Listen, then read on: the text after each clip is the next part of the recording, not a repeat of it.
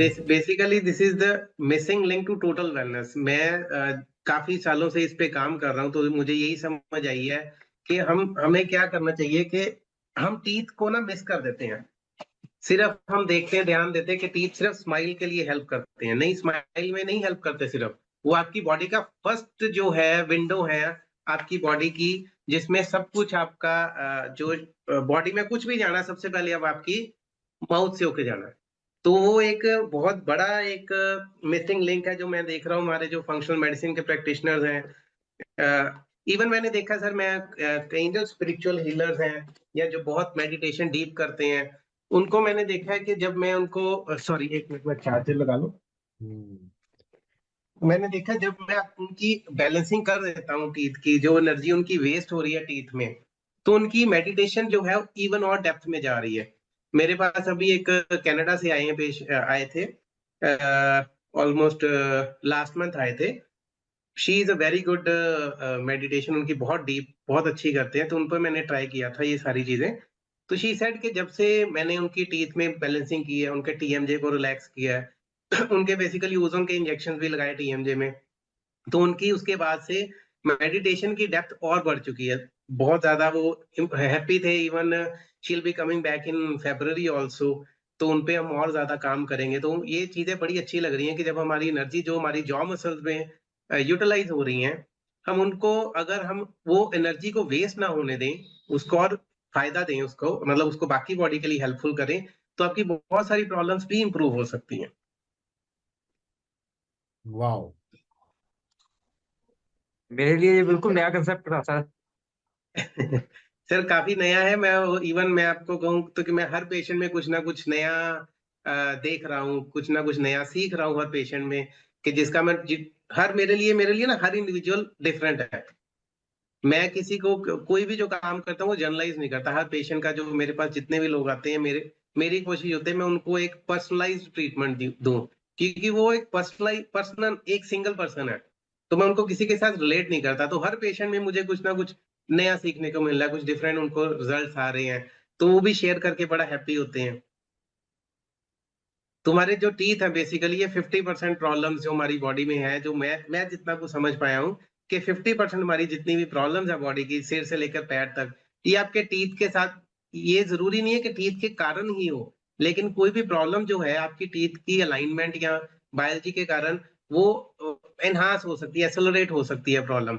तो अगर हम ये चीजें टीथ को हम ठीक कर देते हैं, उनकी बायोलॉजी ठीक कर देते हैं, तो जो डिजीज आपकी जितनी इंटेंसिटी है वो इंटेंसिटी भी कम हो जाएगी। तो बेसिकली मैं 2007 से डेंटिस्ट्री प्रैक्टिस कर रहा हूँ, और 2012-13 के बीच में कुछ हुआ कि मुझे ना माइग्रेन्स और सर्वाइकल पेन स्टार्ट हो गई। उसके बाद मैं एवरी वीक एक पेन किलर तो मिनिमम खाता ही खाता था। इवन कई बार दो भी खा लेता था, कभी ज्यादा पेन काम करना पड़ गया तो मैंने अपनी प्रैक्टिस धीरे धीरे काफी रिड्यूस कर दी। जब फिर मैंने खुद पे समझना शुरू किया, क्योंकि यार कुछ ना कुछ तो हमें रूट कॉज तो ढूंढना ही पड़ेगा ना, सिर्फ टैबलेट ही एक सोल्यूशन नहीं है। मेरे फादर की मेडिकल स्टोर है, तो हम बचपन से समझो कि मेडिसिन पे ही पले हैं। तो जब भी कोई प्रॉब्लम आनी फटाफट मेडिसिन तो हाथ में ही होती थी कि चलो जी ये खा लो। तो लेकिन फिर पता नहीं क्या हुआ, दिमाग में आया कि नहीं, मुझे इसका कुछ रूट कॉज ढूंढना है। जब मैंने इसका रूट कॉज ढूंढना शुरू किया तो मुझे समझ आई मेरे जो टीथ हैं, एक जो मेरा कैनाइन है वो अंदर टेढ़ है। मैं मुंबई भी गया, वहां पे भी सीख के आया सारा कुछ, अपनी प्लानिंग्स करवाई। लुधियाना में भी अलग अलग जगह से जो डेंटिस्ट स्पेशलिस्ट हैं इनके। फिर उसके बाद मैंने अपने टीथ की अलाइनमेंट ठीक करवाई। और वो दिन है और आज का दिन है, मैंने कभी, मुझे ना कोई हेडेक हुई है, माइग्रेन्स नहीं हुई जो मुझे फ्रीक्वेंटली पहले होती थी, या मुझे सर्वाइकल इश्यू से मुझे थोड़ा सा काम करना और चक्कर आने शुरू हो जाने, एकदम से मुझे रुकना पड़ना था। तो ये धीरे धीरे मेरी वो चीजें सारी खत्म हो गई। मैंने अब, मतलब मुझे नहीं याद कि मैंने लास्ट पेन किलर कब खाई है। और मैं ऑलमोस्ट हो गए मुझे 8 to 9 years, नहीं 24, सॉरी इट्स 2024। मुझे लगता है कि अब ये 2015 की बात है जब मैंने ठीक करवाया। तो 8-9 years तो मुझे हो गए हैं इस चीज को। कभी मैंने पेन किलर नहीं खाई, उससे ज्यादा काम कर रहा हूँ, उससे ज्यादा ट्रेवल कर रहा हूँ, उससे ज्यादा भी सीख रहा हूँ जो मैं पहले करता था। तो मेरे बॉडी में ओवरऑल बहुत डेवलपमेंट हुई है। और जब से मैंने साथ में ओजोन थेरेपी स्टार्ट की है, ओजोन थेरेपी तो मतलब मेरी लाइफ और मेरी फैमिली की लाइफ भी चेंज हो गई है। तो मैं मेडिकल ओजन थेरेपी भी प्रैक्टिस करता हूँ बॉडी पेन्स पे। और मोस्टली एक मैं इम्प्लांट्स जो हम करते हैं, जो मोस्टली क्या होता है कि जब हम कोई भी सर्जरी करते हैं, इम्प्लांट करते हैं, जब हम टिश्यू को कट करते हैं तो हम उसको बोन को एक्सपोज करते हैं इम्प्लांट लगाने के लिए। बोन एक्सपोज करते हैं उसका मतलब हमने बोन को एक्सपोज कर दिया कि जितने भी बैक्टीरिया उस टाइम पे हमारे एनवायरनमेंट में है या ओरल कैविटी में है, वो बोन के अंदर जाने के पूरी पूरी उनके चांसेस होते हैं। तो मैं पिन होल इम्प्लांटोलॉजी प्रैक्टिस कर रहा हूँ। पिन होल इम्प्लांटोलॉजी में क्या होता है कि हम उसको कट नहीं करते, टिश्यू को, बोन को ओपन नहीं करना, सीधा ड्रिल करना और इम्प्लांट लगा देना है। और मिनिमल ट्रॉमा के साथ काम करते हैं, जहां पे रिक्वायरमेंट है वहीं पे करते हैं। तो बेसिकली हमारे जो टीथ हैं वो वेरियस जो बॉडी के पाथवेज होते हैं, न्यूरल पाथवेज, उसको इम्पैक्ट करते हैं, जिसके कि आपके हेड से लेकर फीट तक आपके जॉइंट पेन्स को ट्रिगर कर सकते हैं हमारे टीथ। बहुत सारे मेरे पेशेंट है, मेरे पास आते हैं कि उनकी किसी की सर्वाइकल पेन तो मैंने खुद अपनी की है, मैंने अपनी वाइफ की लोअर बैक एक की प्रॉब्लम ठीक की है। बहुत सारे पेशेंट्स की शैटिका की पेन ठीक की है। हाथों पैरों में जो हीट या पेन होनी, उसकी जॉइंट पेन्स को ठीक किया है ओजोन और डेंटिस्ट्री के कॉम्बिनेशन के साथ। और ये काफी चीजें इनसे हमारी जो टीथ के साथ रिलेटेड है। तो जैसे कि हम समझ सकते हैं कि कार है, अगर उसमें कार में व्हील्स की बैलेंसिंग नहीं है तो धीरे धीरे वो थोड़ी वाइब्रेशनल डिस्टरबेंस क्रिएट शुरू हो जाती है। हम इवन अंदर बैठे भी जो ड्राइव भी कर रहा होता है ड्राइवर, उसको भी समझ आ जाती है कि कुछ ना कुछ गड़बड़ है। धीरे धीरे अगर हम उसको बैलेंसिंग को नहीं ठीक करवाएंगे तो हमारे टायर घिसने शुरू हो जाएंगे। फिर धीरे धीरे ओवर द टाइम उसको भी अगर ठीक नहीं करवाते तो सस्पेंशन में प्रॉब्लम आ जाती है। तो अगर हम कोरिलेट करें, हमारे टीथ जो है, हमारे व्हील्स हैं, और जो हमारे टेम्पोरोमैंडिबुलर जॉइंट है, ये है हमारा सस्पेंशन। तो हमारे अगर इनकी टीथ की अलाइनमेंट ठीक नहीं है, उनकी बैलेंसिंग ठीक नहीं है फोर्सेस की, तो धीरे धीरे उसका इफेक्ट हमारी ये जॉ की मसल्स और जॉइंट पे शुरू हो जाएगा। और जॉइंट पे जो बेसिकली हमारा जो टेम्पोरोमैंडिबुलर जॉइंट है, ये जॉ का जॉइंट है, जो इसकी जब मूवमेंट होती है तो उसके बीच में एक डिस्क होती है। जब वो डिस्क प्रॉपर चल रही है, हमारी अलाइनमेंट ठीक है, फोर्सेस का इम्बैलेंस नहीं है, वाइब्रेशंस नहीं है, तो धीरे धीरे क्या होती है कि डिस्क जो हमारी है वो अंदर को स्लिप करना शुरू कर जाती है, क्योंकि उसको स्पेस कम मिलती है। जब स्पेस कम मिलती है, वो रबर टाइप जो स्ट्रक्चर होती है वो अ, अंदर वाले जो साइड है, टेम्पोरोमैंडिबुलर जॉइंट के अंदर वाली साइड है, वहां पे स्लिप करना शुरू कर जाती है। जब वो स्लिप करेगी तो हमारी जो स्कल से ब्रेन के बेस से almost 17 types of blood vessels और नर्व्स पास करती हैं, मेजर नर्व्स पास करती हैं, जो भी बेसिकली हमारी ये डिस्क बार बार over the time, over the years, जब ये बेसिकली हिट करती रहती है, तो धीरे धीरे हमारी ये जो भी मसल या जो भी सॉरी ब्लड वेसल या नर्व हाइपर एक्टिवेट हो जाती है, तो हम बॉडी में हमारे सिम्टम्स आने शुरू हो जाते हैं। ये बेसिकली क्या होता है कि हम हमारी एक वेसल पे इफेक्ट किया, उसने धीरे धीरे वाइब्रेशन आगे करनी है, आगे पास कर देती, फोर्सेस आगे पास कर देते हैं। जब वो फोर्सेस आगे पास होते हैं तो जो भी नर्व हमारी इफेक्ट हो रही है, वो सिम्टम्स हमारी बॉडी में आएंगे। फॉर एग्जाम्पल मैं आपको बताना चाहूंगा कि ये बेसिकली डॉक्टर संजय अरोड़ा ने ये चीज डिफाइन की थी, ये क्यों होता है ऐसे effect, Domino's effect given by doctor Sanjay Arora.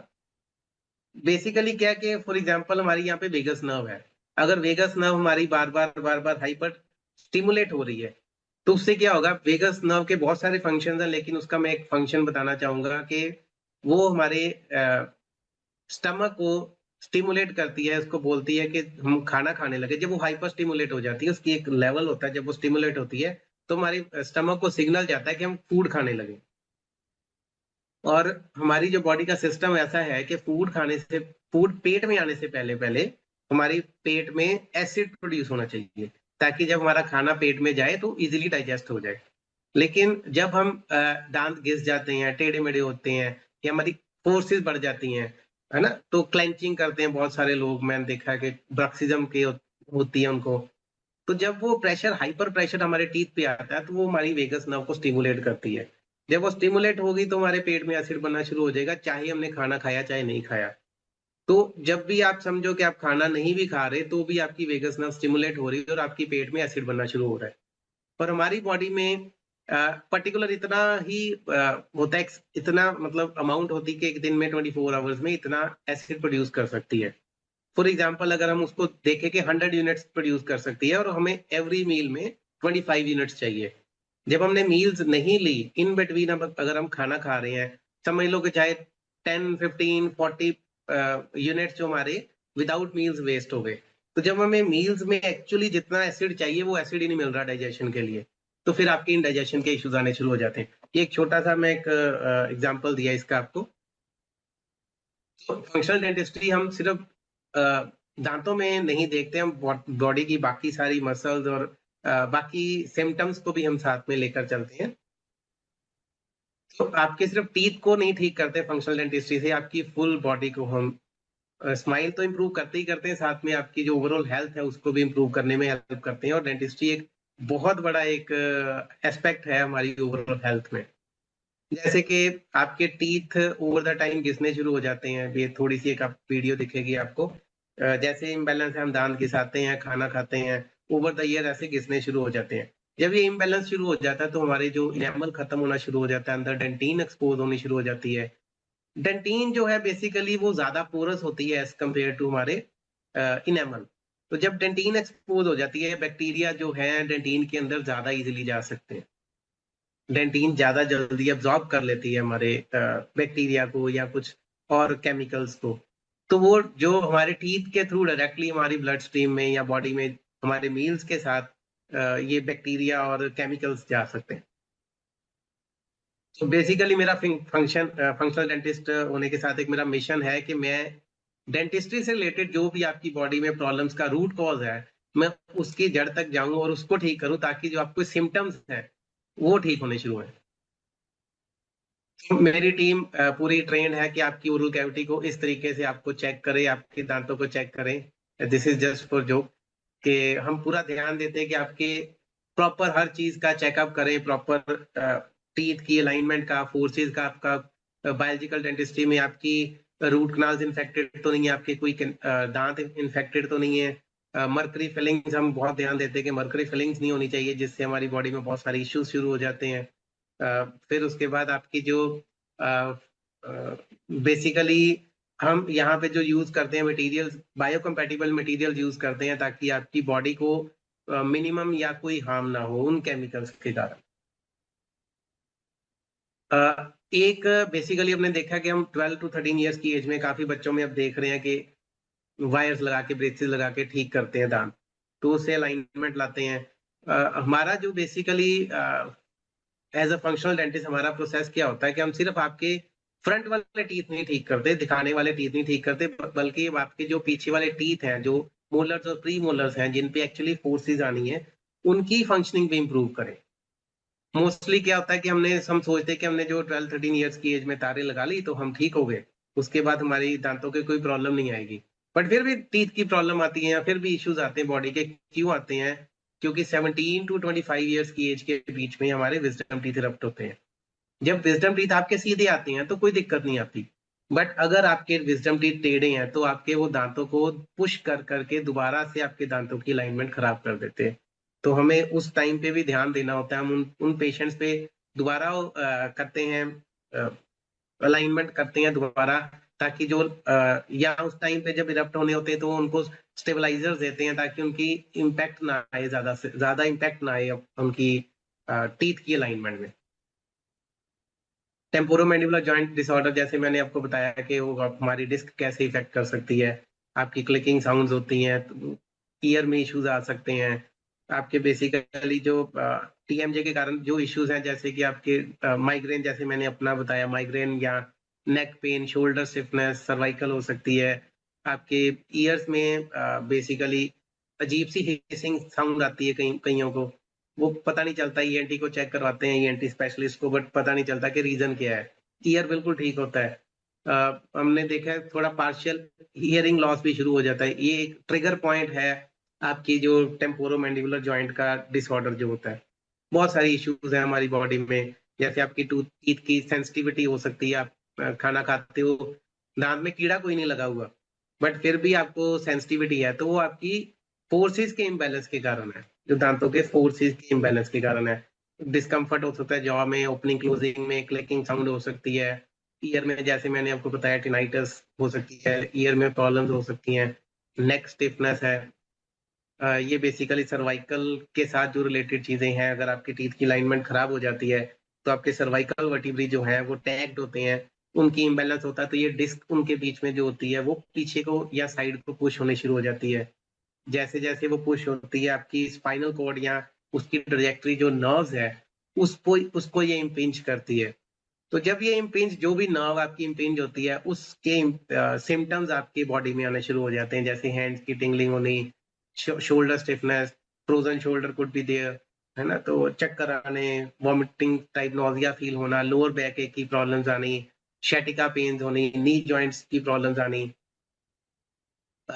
इससे आपकी टीथ की अलाइनमेंट खराब होने के कारण आपको टाइटनेस हो सकती है, आपको स्वेलो करना मुश्किल है, जैसे कुछ खाना खा रहे हो तो लग रहा है कुछ थ्रोट में स्टक हो रहा है। हेडेक्स, जैसे मैंने आपको बताया कि मतलब टेंशन टाइप हेडेक्स होती हैं, तो आपको समझ ही नहीं आ रहा क्या रीजन है, तो टीथ आपका ये सबसे बड़ा एक रीजन हो सकते हैं। आई से रिलेटेड इश्यूज हो सकते हैं, आप आई स्पेशलिस्ट के पास जा रहे हो, तो आपको नंबर आपका चेंज नहीं हो रहा, फिर भी आपको थोड़ा कंसंट्रेट करके देखना पड़ता है, आप आईज तकनी, ब्लड विजन होना या लाइट में सेंसिटिविटी शुरू हो जाना। आजकल तो वैसे सबके पास एक रीजन है कि हम जी मोबाइल बहुत यूज कर रहे हैं, बट मोबाइल तो डेफिनेटली उसको एक्सेलरेट करता ही है, लेकिन टीथ भी एक बहुत बड़ा रीजन है आपका इसमें। स्लीप एपनिया बेसिकली रात को सोते हुए जब हम लेटते हैं, हमारा जो पैसेज है एयरवे का वो प्रॉपर होता है, जैसे हम इजीली ब्रीथ इन कर पाते हैं। लेकिन जब हमारे दांतों की जो ओरल कैविटी की स्पेस है over the years, due to दांत घिस जाने या दांत छोटे कम हो, दांत कोई आपका निकल भी गया है तो आपकी जीभ स्वेल कर जाती है, उस एरिया को कवर कर जाती है। तो उससे क्या होता है कि जीभ का साइज बड़ा हो जाता है, लेकिन हमारी ओरल कैविटी में स्पेस कम हो जाती है। जैसे हम रात को सोते हैं तो हमारी जो टंग है वो पीछे को ऐसे फॉल करना शुरू हो जाती है, क्योंकि उसको स्पेस नहीं मिलती। जैसे हम क्लेंच करते हैं टीथ, हम स्वेलो करते हैं, क्लेंच करते हैं टीथ, तो जो हमारी टंग है वो पीछे को पुश होती है।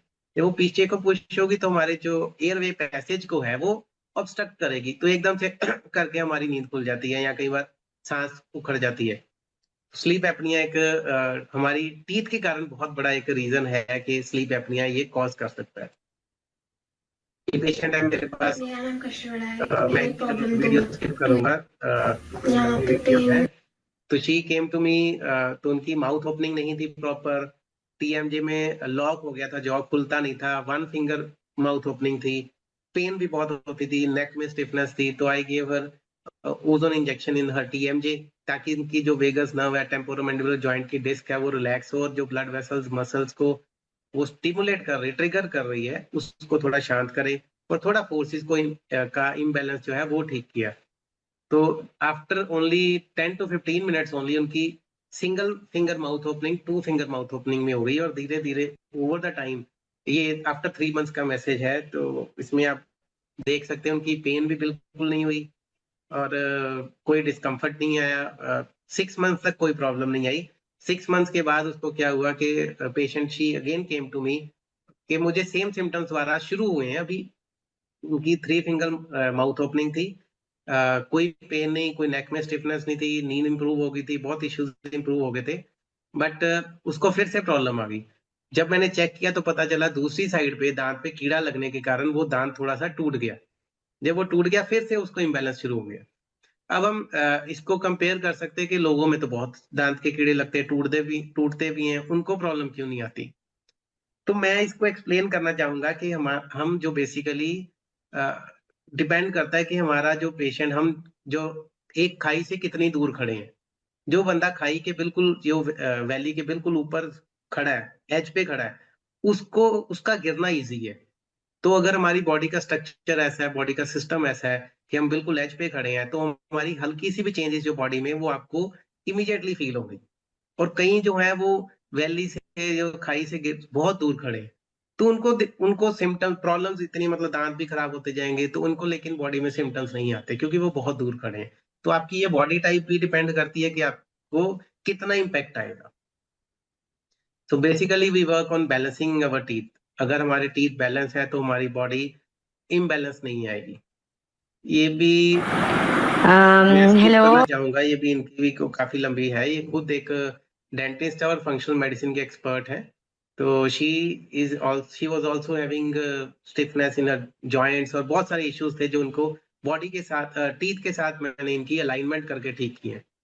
टीएमजे के इंजेक्शन, इनकी ओजोन थेरेपी भी की है। तो मल्टीपल इश्यूज ठीक करने के बाद हमारे जो सॉरी जॉ टीथ अलाइनमेंट और इनके ओजोन थेरेपी के साथ इनको काफी सारी चेंजेस जो आपको इनकी बॉडी में फील हुए, जैसे इनकी लाइफस्टाइल चेंज हो गई, स्लीप इंप्रूव हो गई, इनका गट जो बेसिकली जो इनका बेसिकली ओरल कैविटी में प्रॉब्लम्स थी, जो इम्बैलेंस ऑफ बैक्टीरिया था, जो ज्यादा थे एनारोबिक बैक्टीरिया, वो फूड के साथ अंदर जाते थे, उसको उनमें प्रॉब्लम ठीक हुई। काफी इश्यूज इनके ठीक होने शुरू हो गए। तो ये भी मेरे So the symptoms were pretty. के बाद भी इनकी जो स्टेबिलिटी थी हमारी टीथ अलाइनमेंट के साथ वो प्रॉपर थी। तो बेसिकली फंक्शनल डेंटिस्ट्री में मेरी कोशिश होती है कि आपकी जो फोर्सेस का इम्बैलेंस है उसको ठीक करना। जो एक्सटर्नल फोर्सेस, एक्स्ट्रा फोर्सेस हमारी बॉडी पे जा रही हैं, जो एनर्जी वेस्ट हो रही है, उसको बैलेंस करना ताकि आपकी बाकी बॉडी एनर्जी वो कंज्यूम कर सके और हेल्दी रह सके। तो बेसिकली ये मसल रिप्रोग्रामर है, ये आपके टीथ का चेक करने के लिए टेम्पोरोमैंडिबुलर जॉइंट के डिसऑर्डर को कि किस स्टेज में है, सिर्फ ये डायग्नोस्टिक डिवाइस है। तो हम बिना दांतों को टच किए भी चेक कर सकते हैं कि आपके टीथ के साथ क्या क्या बॉडी में प्रॉब्लम्स की रिलेशन है। तो देन कम्स बायोलॉजिकल डेंटिस्ट्री, इसे हम होलिस्टिक डेंटिस्ट्री भी बोलते हैं, बायोकम्पैटिबल डेंटिस्ट्री भी बोलते हैं। तो ये रिलेशनशिप बिटवीन ओरल कैविटी, आपकी ओरल हेल्थ और ओवरऑल सिस्टेमिक हेल्थ के साथ भी है इसका। क्या हम उसका मटेरियल यूज करते हैं, आपका ओरल इन्फेक्शन एंटायर बॉडी पे कैसे इफेक्ट कर सकती हैं, और काफी सारी चीजें हम थोड़ा थोड़ा मैं आपको इसमें एक्सप्लेन करना चाहूंगा। हमारे दांतों पे जो खाना जम जाता है उसको हम कैलकुलस बोलते हैं। वो एक लेयर बन जाती है जिसके अंदर ऑक्सीजन नहीं पहुंच पाती। जब ऑक्सीजन नहीं पहुंचती तो वहां पे एनारोबिक बैक्टीरिया ग्रो होने शुरू हो जाते हैं।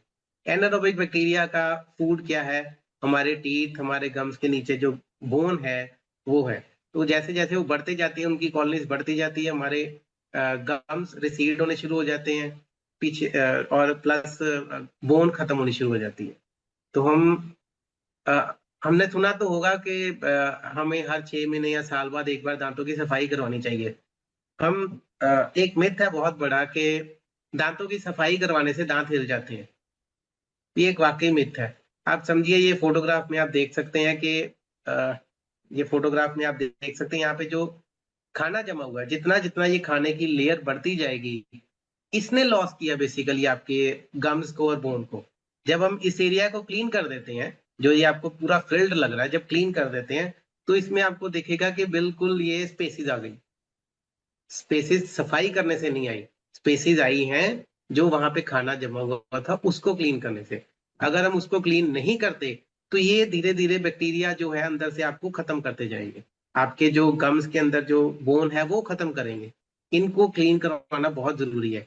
अगर आपको लगता है कि आपकी स्पेसिस बढ़ चुकी हैं, आपकी ऑलरेडी टिश्यू में रिसेशन हो चुकी है, तो आपको एवरी 3 मंथ्स क्लीनिंग करवानी चाहिए, ताकि आपकी जो ओरल फ्लोरा है, जो बैक्टीरियल ग्रोथ है आपकी माउथ में, उसमें प्रॉब्लम्स ना आए, वो एनारोबिक ना हो जाए।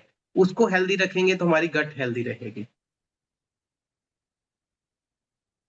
जब पेरियोडोंटल इश्यूज हो जाते हैं, जैसे डीप पॉकेट्स होती हैं, जब डीप पॉकेट्स होती हैं तो वो जो बैक्टीरिया, और जितना डीप जाते जाएंगे उतने ही खतरनाक बैक्टीरिया हमारे अंदर ग्रो होते जाते हैं, क्योंकि वो ऑक्सीजन से उतना दूर होते जाएंगे।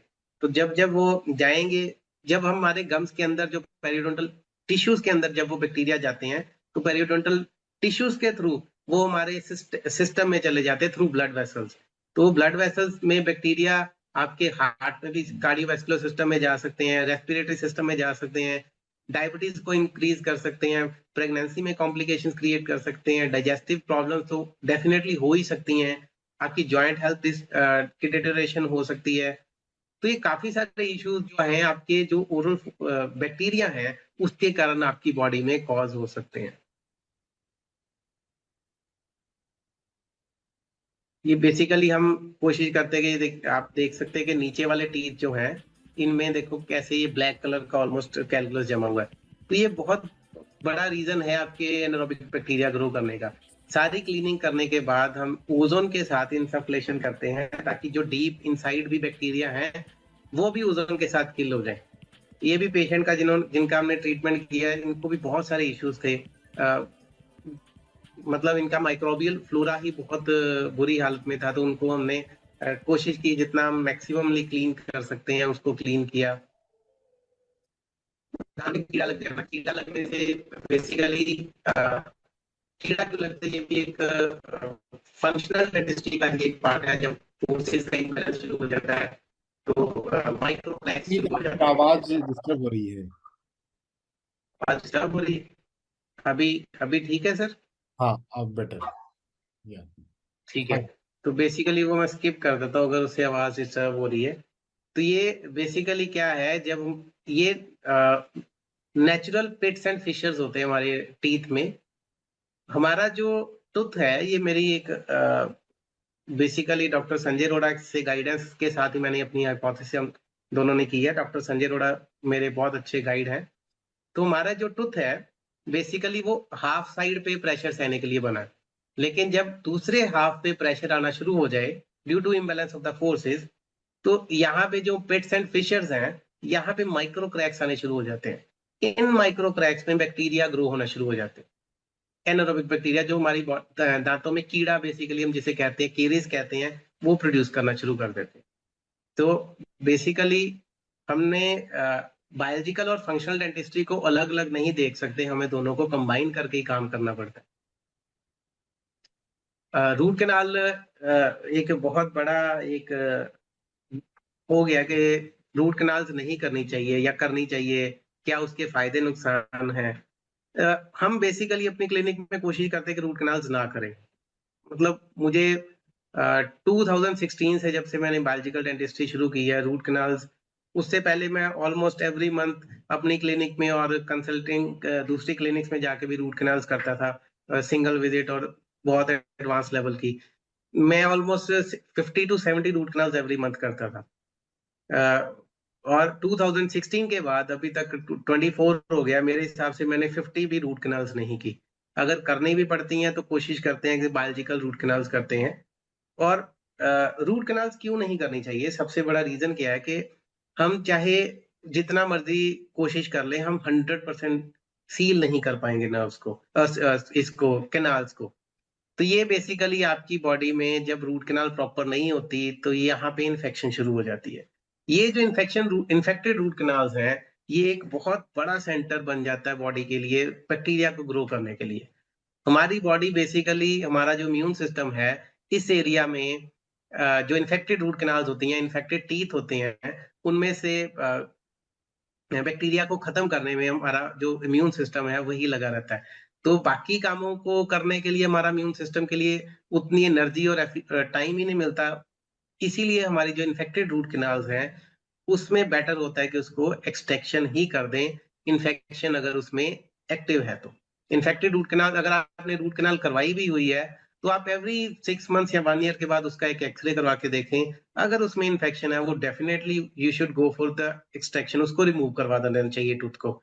लेकिन जो रिमूव करवाना टूथ को, अगर हम सोचे कि हम ऐसे दांत निकाल देंगे, जो बैक्टीरिया अंदर है वो अपने आप खत्म हो जाएंगे, तो बैक्टीरिया कई बार और ज्यादा ग्रो कर जाते हैं। बैक्टीरिया हमारी बॉडी में हमारी ब्लड की स्ट्रीम के थ्रू भी जा सकते हैं। तो बेटर है हम एक बायोलॉजिकल वे में इसकी एक्सट्रैक्शन करते हैं, जिसमें हम ओजोन थेरेपी और आपके इम्यून सिस्टम को स्ट्रॉन्ग करके एक्सट्रैक्शंस करते हैं। और हमारे जो प्रैक्टिस है ड्यू टू ओजोन थेरेपी, हमारी ऑलमोस्ट मेडिसिन फ्री एक्सट्रैक्शंस और ट्रीटमेंट्स होते हैं, जिसमें हम ऑलमोस्ट कोई किसी को बहुत रेयर होता है कि हम किसी को जो हमारे ओजोन थेरेपी हमसे नहीं करवाते, सिर्फ उनको ही एंटीबायोटिक्स प्रिस्क्राइब करते हैं अगर रिक्वायर्ड है तो। वो भी नहीं तो हम कोई एंटीबायोटिक्स नहीं प्रिस्क्राइब करते। पेन किलर्स वो भी एसओएस एज पर द जो पेशेंट की जो टॉलरेंस पावर है उस पर डिपेंड करता है, उसको पेन किलर्स की रिक्वायरमेंट कितनी है या भी नहीं है। बहुत सारे पेशेंट्स तो मेरे एक्सट्रैक्शंस के बाद या इम्प्लांट सर्जरीज के बाद कोई पेन किलर तक भी नहीं खाते, या ज्यादा से ज्यादा एक आधी पेन किलर खानी पड़ती है उनको। तो हम बायोलॉजिकल एक्सट्रैक्शंस बेसिकली करते हैं हम सारे उसके, इवन उसमें ओजोन इंजेक्ट भी करते हैं जिनमें एक्टिव होती है, इन्फेक्शंस होती हैं, ओजोन के साथ हम पूरा करते हैं। ये जब एक्सट्रैक्शन के बाद हमने बेसिकली ओजोनेटेड सलाइन के साथ अच्छे से इरिगेट करते हैं, ओजोन इनसफ्लेशन भी करते हैं। पेशेंट को मैं रूटीन में हमारी क्लिनिक में एक्सट्रैक्शन के बाद ओजोनेटेड ऑयल देते हैं ताकि वो अप्लाई कर सके पेशेंट। तो ये भी मेरे एक पेशेंट का टेस्टिमोनियल है। Basically she came from Bangalore to me. Bangalore से आके उन्होंने मेरे से बायोलॉजिकल एक्सट्रैक्शंस करवाई, जहाँ पे उनको सभी ने बोला था कि उनको एंटीबायोटिक्स के बिना, जो उनकी कंडीशन थी, एंटीबायोटिक्स के बिना एक्सट्रैक्शन नहीं हो सकती। तो she stayed for 3-4 days to me with me. तो उनकी एक्सट्रैक्शन भी की ओजोन थेरेपी भी की, और उनको एक भी एंटीबायोटिक की जरूरत नहीं पड़ी। एंटीबायोटिक हम समझ सकते हैं कि एंटीबायोटिक से हमारा बेसिकली जो गट का फ्लोरा है वो खराब होता है। तो इसीलिए मोस्टली लोग जो नेचुरल हीलर्स हैं वो एंटीबायोटिक्स अवॉइड करते हैं। तो इसमें हम कोशिश करते हैं, हमने इन पेशेंट को कोई एंटीबायोटिक नहीं दी। इन्होंने एक पेन किलर ली सिर्फ जिस शाम को हमने एक्सट्रैक्शन की उस रात को, ताकि इजिली नींद आ जाए, because she travel from very far away. Mercury fillings एक बहुत बड़ा एक वो मेरे हिसाब से होनी चाहिए समझ, मतलब इस पे रिसर्च बहुत ज्यादा होनी चाहिए, क्योंकि मर्करी फिलिंग दांतों को कुछ नहीं करती, दांतों को भी डेफिनेटली करती है बट उतना विजिबल इफेक्ट नहीं देती, बट ये आपकी बॉडी में बहुत सारे प्रॉब्लम्स क्रिएट कर सकती है। मर्करी फिलिंग्स पे अलग से मेरा एक प्रॉपर यूट्यूब पे है पूरा लेक्चर है, उसमें आप देख सकते हैं कि मर्करी फिलिंग्स आपकी बॉडी में क्या क्या प्रॉब्लम्स क्रिएट कर सकती हैं, क्या क्या इश्यूज हो सकते हैं उससे। तो हमारा ये प्रोटोकॉल है पूरा प्रॉपर मर्करी फिलिंग रिमूव करने का, उस प्रोटोकॉल के साथ ही हम रिमूव करते हैं, ताकि हमारी जो मर्करी फिलिंग के कारण जो हमारी बॉडी में हमारे पेशेंट्स को या हमारे हमारे खुद को या मेरे स्टाफ को कोई इश्यूज ना आए, तो उसके हिसाब से हम ये प्रोटोकॉल्स के साथ इसको रिमूव करते हैं। तो बेसिकली मैं एक टिप देना चाहूंगा कि एक मशीन आती है वाटर फ्लोसर, ये आपको Amazon से बहुत इजीली मिल जाएगी। Amazon फ्लिपकार्ट से आप वाटर फ्लोसर सर्च करेंगे तो मिल जाएगी। ये आप, मेरे हिसाब से मैं एडवाइस करूंगा कि हर एक को यूज करनी चाहिए रात को सोने से पहले, ताकि हमारे जो गम्स में जो आ, खाना जमा हुआ है, जो हमारे रात को सोते हुए बैक्टीरिया का एक फूड बन सकता है, उनको ग्रोथ के लिए एक एनवायरनमेंट क्रिएट कर सकता है, वो क्लीन हो जाए। जब वो क्लीन हो जाएगा तो आपके ओरल हेल्थ इंप्रूव होगी, तो बैक्टीरियल ग्रोथ कम होगी, आपके दांतों में कीड़ा कम लगेगा, आपके दांतों के गम्स हेल्दी रहेंगे, आपका गट हेल्दी रहेगा। तो ये एक सबसे बड़ी मैं आपको टेक अवे होम मैसेज देना चाहूंगा कि आप हर एक किसी को ये वाटर फ्लोसर जरूर यूज करना चाहिए। So functional dentistry is all about known और minimal invasive dentistry, and ozone therapy जो स्टेज में है, it helps in reducing caries activity, आपकी पेरियोडोंटल हेल्थ को इम्प्रूव करने के लिए, आपकी हीलिंग को हेल्प करने के लिए, वुंड्स को इजीली जल्दी ठीक करने के लिए, आपके TMJ इश्यूज को अच्छे मतलब विदाउट सर्जरी ठीक करने के लिए, ये एक बहुत बड़ा बोन है ओजोन थेरेपी। और सर जैसे आप मेरे हिसाब से जो हम मेडिटेशन करते हैं, जो हमारी वाइब्रेशन माइक्रो वाइब्रेशंस हमारी मसल्स में जाती हैं, हमारी बॉडी में जाती हैं, तो बहुत हेल्प करती हैं आपकी सारी मसल्स को, सारी बॉडी को काम करने के लिए। तो basically this is very revolutionising, biofunctional dentistry is bound to revolutionise the way dentistry is going to be practice in the future. मेरी कोशिश है कि मैं ज्यादा से ज्यादा लोगों को मैं स्प्रेड करूं ये बायोफंक्शनल डेंटिस्ट्री, ताकि आपको और ज्यादा से ज्यादा लोगों को इसका फायदा हो।